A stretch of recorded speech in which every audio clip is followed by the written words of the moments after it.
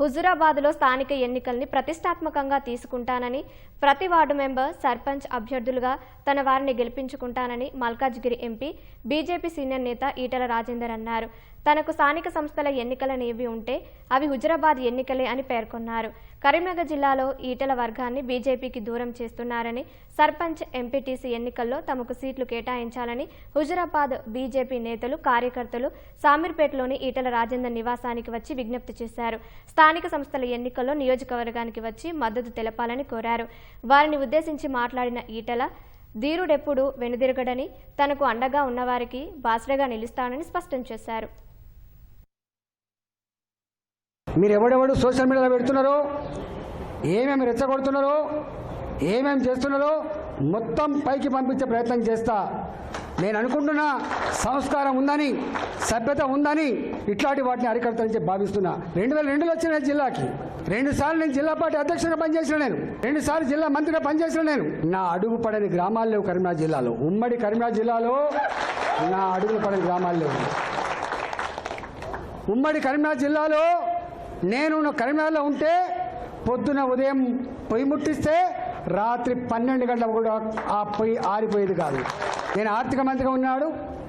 110 కులాలు, 120 కులాలు ఉంటే అనేక కులాలకి పాపం ఇప్పటిదాకా వాళ్ళకు ఎమ్మెల్యేలు కాలేదు, ఎంపీలు కాలేదు, వాళ్ళు గుర్తించిన పాపన పోతలేరు, వాళ్ళకు కుల సర్టిఫికేట్ లేవని చెప్పి నన్ను ఎవరు కోరలే.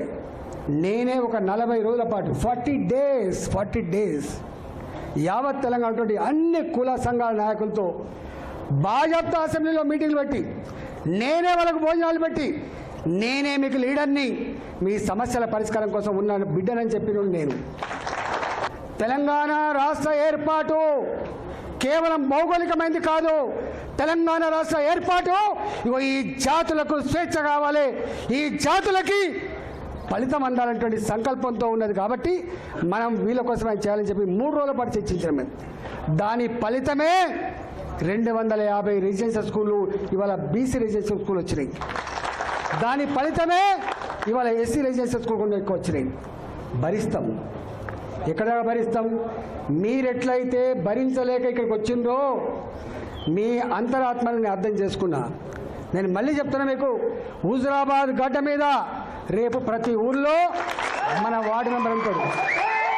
హుజూరాబాద్ గడ్డ మీద నా సర్పంచ్ ఉంటాడు. హుజూరాబాద్లో ఎందుకంటే ఒక్కరోజుతో బంధం కాదు, అది 25 ఏళ్ల బంధం. అది నన్ను నమ్ముకొని ఉన్నారు మీరు.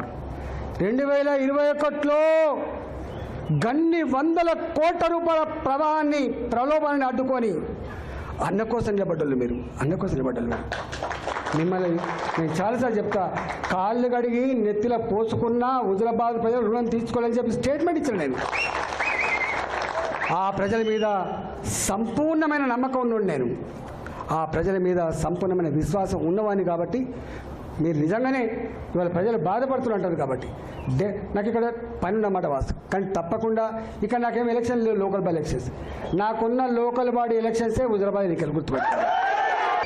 ప్రతి గ్రామంలో వార్డు మెంబర్, ఒకప్పుడు తెలియదు వీళ్ళకి చరిత్ర తెలియదు కూడా కాదు మీకు. ఎన్నడూ ఒక ఎంపీపీ ఓడిపోలే, ఎన్నడూ ఒక మున్సిపల్ చైర్మన్ మేము గెలవకుండా లేము.